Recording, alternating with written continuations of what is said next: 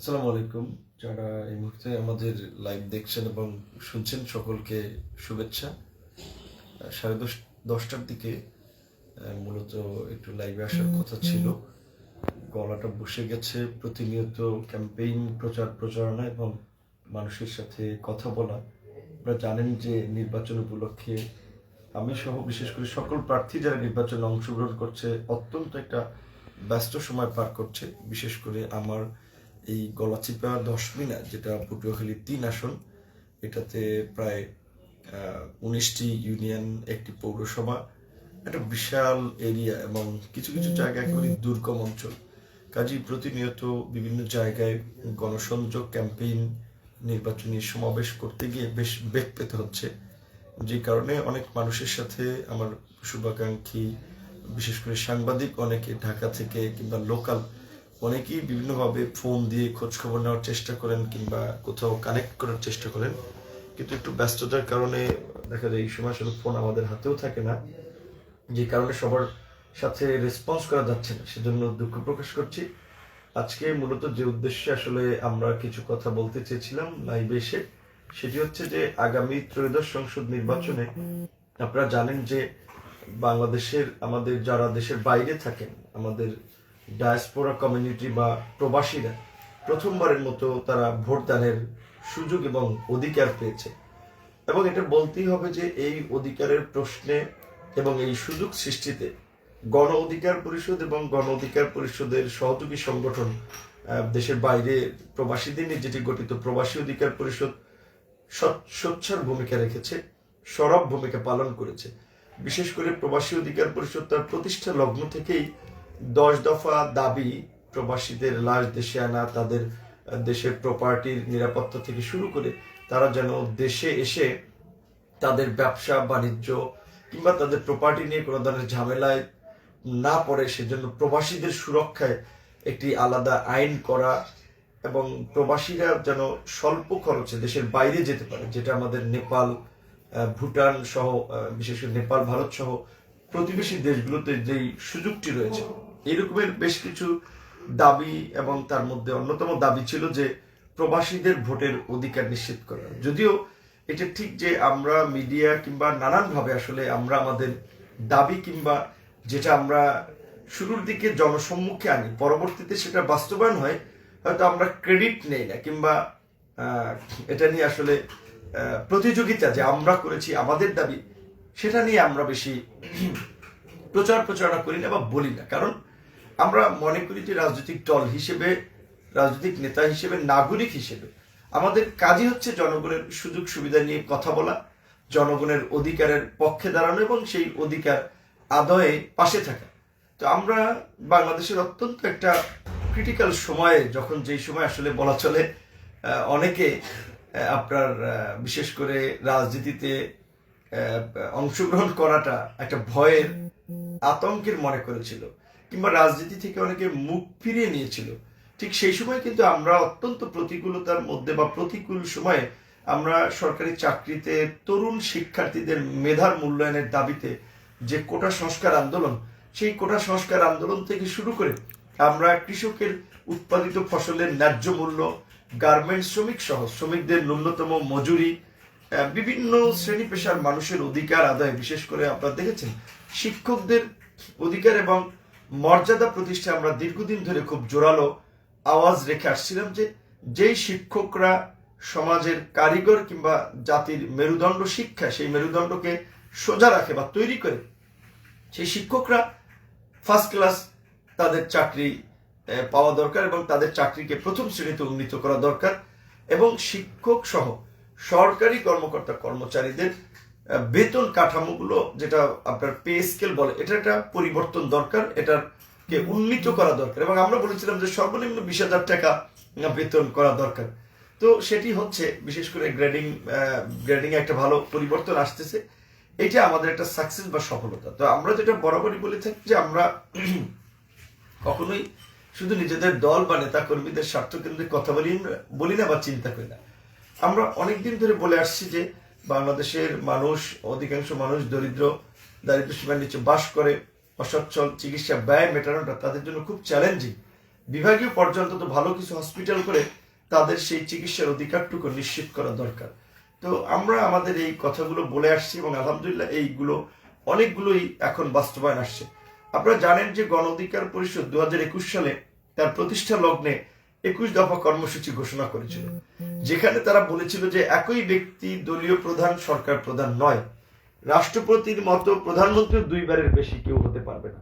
আমরা বলেছিলাম যে ক্ষমতার ভারসাম্য আনয়নের জন্য প্রধানমন্ত্রীর এবং রাষ্ট্রপতির ক্ষমতার ভারসাম্য দরকার, সেটি আগামীতে হচ্ছে। আমরা বলেছিলাম যে দ্বিকক্ষ বিশিষ্ট সংসদ দরকার, সেটি হচ্ছে। আমরা বলেছিলাম আমাদের একটা শক্তিশালী বিচার বিভাগ দরকার, একটা স্বাধীন বিচার বিভাগ দরকার, এবং রাজনীতিতে কিংবা সরকার পরিচালনায় রাজনৈতিক দলের হস্তক্ষেপ কমিয়ে জনগণের ক্ষমতায়ন করা এবং প্রশাসনের জবাবদিহিতা নিশ্চিত করা, এই ধরনের একটা ব্যবস্থা নিশ্চিত করা দরকার। তো এই সংস্কারগুলো নিয়েই মূলত আগামীতে যে জুলাই জাতীয় সনদ আপনারা জানেন যেটির উপর একটি গণভোট হচ্ছে, সেই গণভোটে জনগণ সম্মতি দিলেই সেটি পাশ হবে।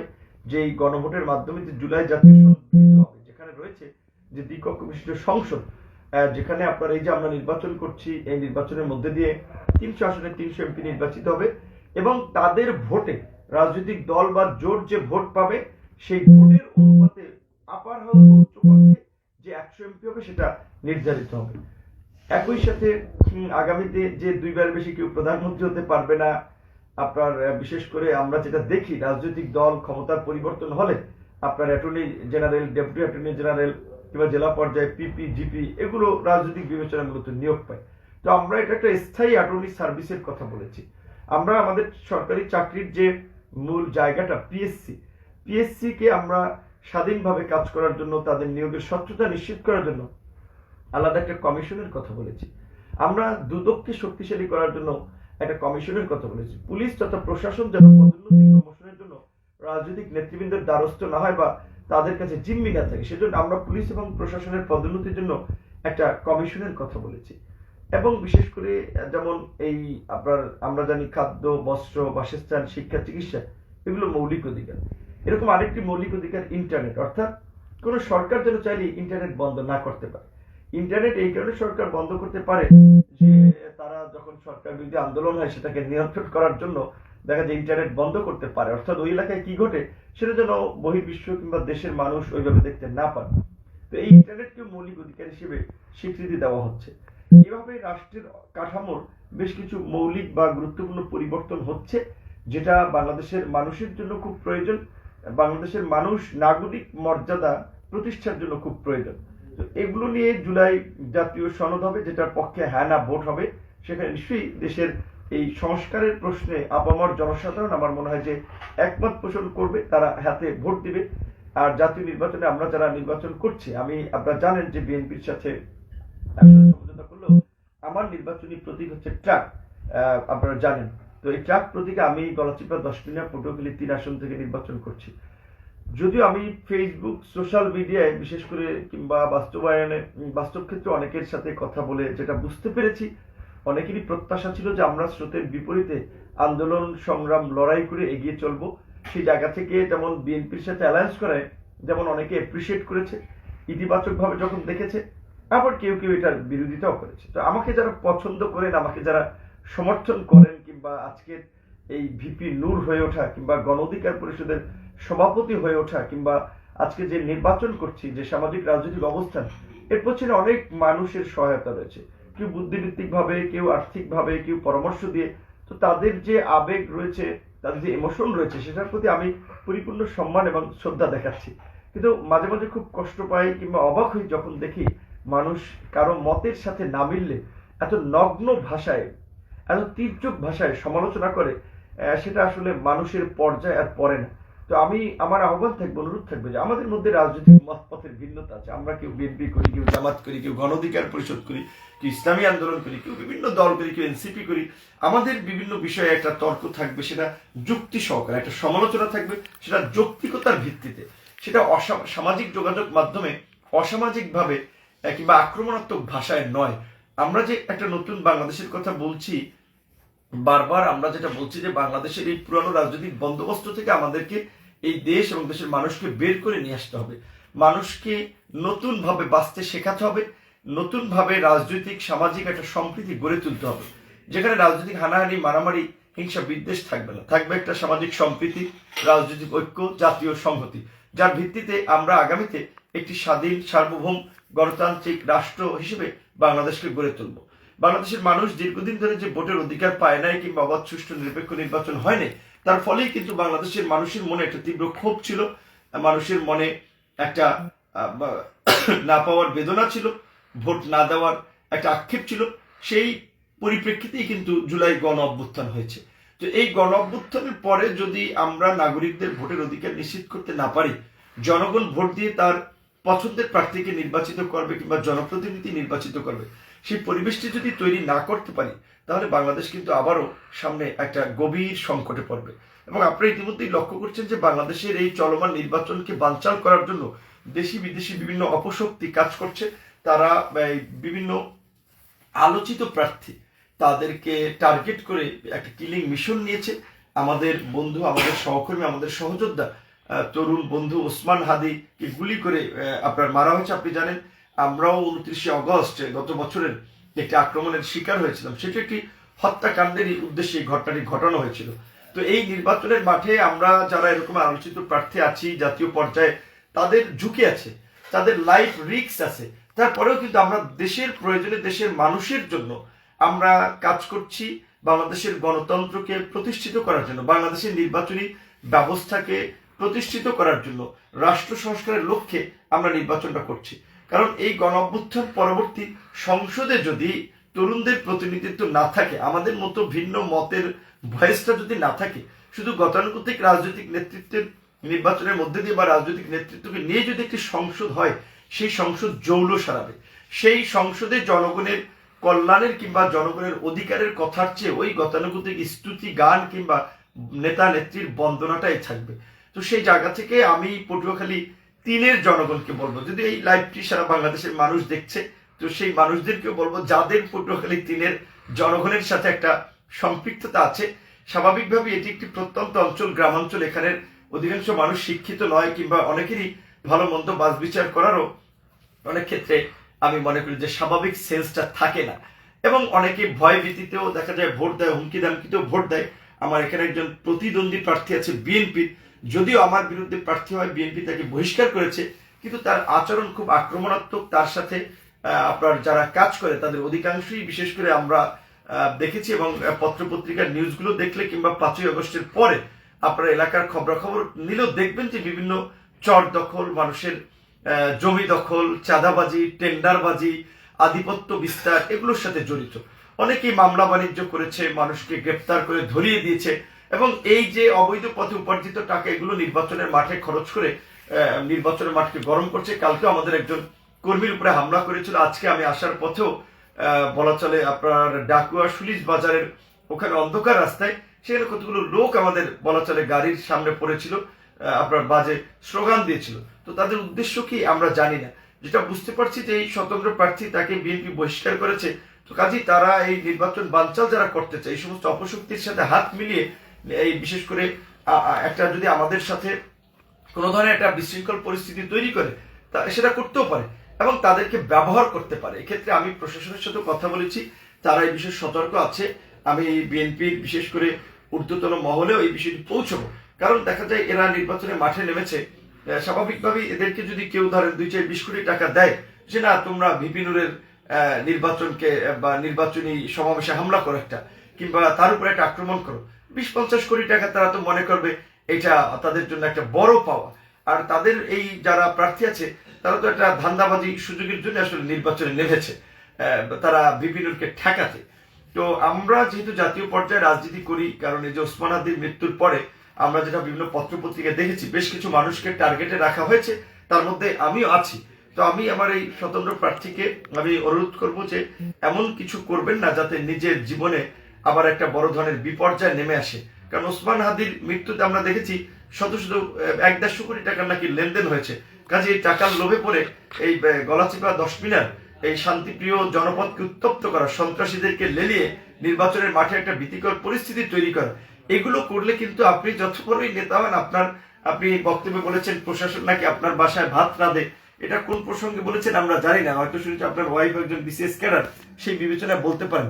কিন্তু ঘরের এই প্রশাসনও কিন্তু রক্ষা করতে পারবে না। আপনি যদি নির্বাচনের পরিবেশকে বানচাল করার জন্য কিংবা এলাকায় যদি কোনো অন্য কিছু করার চিন্তা করেন, কোনো অপশক্তির সাথে হাত মিলিয়ে, এই জনপদের মানুষ ইতিমধ্যেই তাদের সন্তান হিসেবে আমাকে গ্রহণ করেছে, আমাদেরকে আপন করে নিয়েছে। যেখানেই যাই তাদের চোখের ভাষা, মুখের ভাষা আমরা দেখতে পাই এবং আমরা এটুকু আজ করতে পারি যে বিপুল ভোটে এখানকার দল মত নির্বিশেষে আওয়ামী লীগ, বিএনপি, জামাত, চরমোনাই, হিন্দু, মুসলিম, বৌদ্ধ, খ্রিস্টান আমরা জয়লাভ করব। তো আমাদের জয় ঠেকাতে আপনারা মাঠে নেমেছেন, তো এই অপশক্তি আপনাদেরকে ব্যবহার করবে। বিশেষ করে বিএনপির এখনো যারা এই স্বতন্ত্র প্রার্থী, বিএনপির বহিষ্কৃত নেতা জনাব হাসান মামুনের সাথে আছেন, তাদেরকে আমরা বারবার বলবো আপনারা ভুল পথে আছেন। আপনারা আমাদের নেতা কর্মীদের সাথে যে আচরণ করছেন, পায়ে পড়ে আপনার বিভিন্ন ধরনের ঘটনা ঘটানোর চেষ্টা করছেন, আমাদের নেতাকর্মীরা ধৈর্যের পরিচয় দিচ্ছে। কারণ আমাদের জনগণকে ভোট কেন্দ্রে নিতে হবে।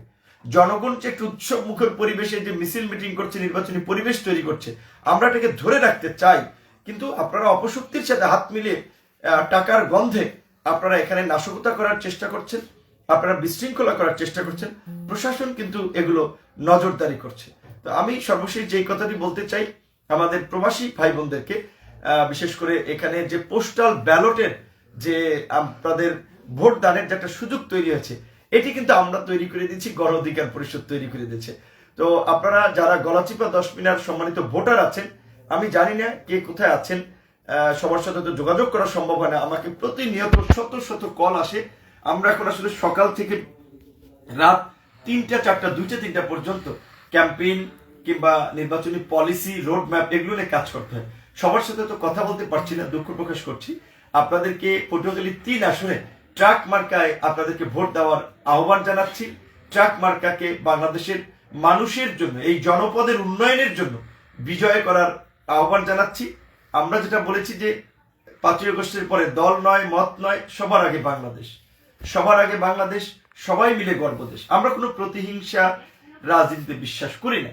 আমরা একটা কল্যাণের রাজনীতি করতে চাই, আমরা একটা ঐক্যের রাজনীতি করতে চাই, আমরা সম্প্রীতির রাজনীতি করতে চাই। আমি মধ্যপ্রাচ্যের বিভিন্ন দেশ সহ 9টি দেশে ভ্রমণ করার সুযোগ পেয়েছি।